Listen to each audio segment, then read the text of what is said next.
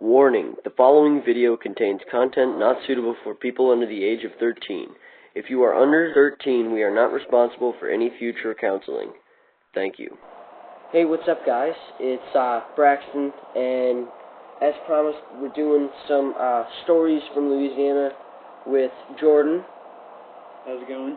And Ethan. What's up? So, we figured we'd start off with what they like to call my hydrant. Jordan, you want to say it?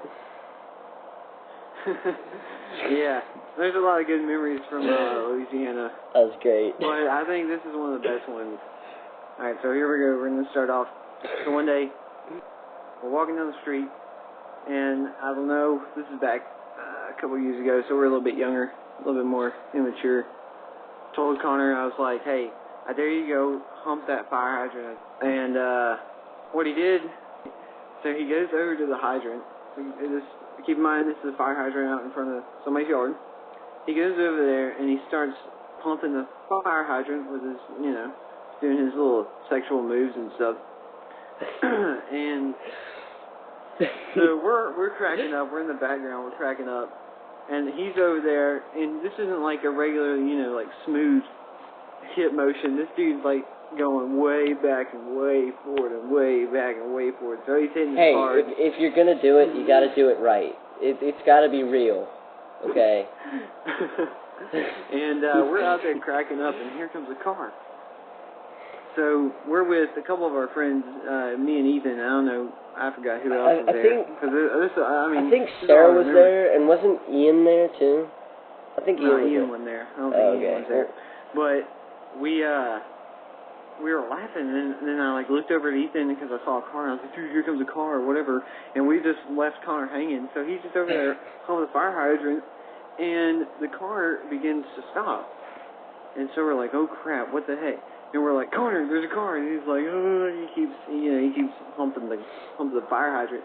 And the car begins to turn in to the driveway where the fire hydrant belongs to. So these people are pulling in to, him humping the fire hydrant. So we're all like cracking up, and then we're like, Connor. And he turns around, and he sees the car, and he's like, oh crap. And we all just ran off and took off, and it was funny. But the funniest thing was, after he moved off, we did something for him, as a little tribute. So we went back there a couple months later. We got a Sharpie, and on the underside of the fire hydrant, we wrote Connor's hydrant. That story. That's not how I remember it, though. I remember I was going at it. I was getting in there. No, but I was getting in there, and I remember seeing the white van pull up, and I was like, this is the way I remember. I remember looking over my shoulder and just be like, watch this. So I started going at it like I was getting in there double time.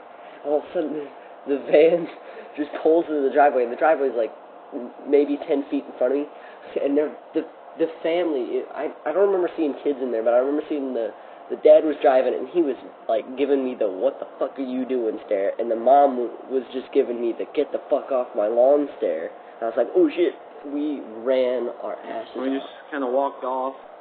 Yeah, that was near the fence where my cousin had a blast. Oh my god. We were running across a pretty popular road. We were just running back and forth, dodging traffic and stuff. With it was Jordan and my cousin and I, and so we were dodging traffic, and I'd gotten a text saying that I needed to start heading home. So we dodged a little bit more traffic. I mean, this was when we were freaking stupid. This is when we got our stupid out of our system. Anyways, so we're heading home, and I knew that there was a shortcut that we could take. We could jump, what was it? It was two fences, right, Jordan? Because there was the pointy black one, and then there was the one... We had gotten over the harder one. So we get over the first one, and it was black, and it had the little tips at the end that stab you if you do it wrong. So we get over that one, and there's a conveniently placed chair, over the next fence. So Jordan goes, and he makes it over successfully. I sit on the fence, and then hop off, and my pant leg gets stuck on the fence, And keep in mind, this is way funnier in person than what is actually being Yeah. described as. So I'm but try and imagine it yourself. I'm holding my right leg, up in the air with two hands. Jordan's around the shed that is like right there by the fence, so he can't really see me. So I'm holding my leg up in the air as my cousin Ian is trying to climb the fence, and he's sitting there and he's got one leg over the fence, and he's like, it looks like he's trying to like use his right foot to hop off the chair and onto the fence, and it's not. He's not willing to commit, so he's not getting onto the fence. So it just looks like he's humping the shit out of the fence. And it's hilarious. But I can't laugh because I'm holding my leg up to where like chest height, and I'm over there, and I'm trying not to be like too loud. So I'm like, Jordan, get your ass over here, dude, help me. So Jordan comes back, and he's just laughing his ass off. And he's like tugging on my jeans to get him loose. So he finally gets him loose. And we spin around, and my cousin's still just over there teabagging the fence, and it's like rattling, making it's hilarious. It's the coolest thing. The fence would just not be quiet because he's over there humping it. But eventually he got over, and we came home, and my parents were just like, yeah, you can stay outside or whatever. So we stayed outside, and we figured out a way to get on my roof by climbing the fence and then getting on the roof. And so we got up there, and my cousin decided to bring along my M16 airsoft, so as cars would go by, his retarded ass would shoot at them.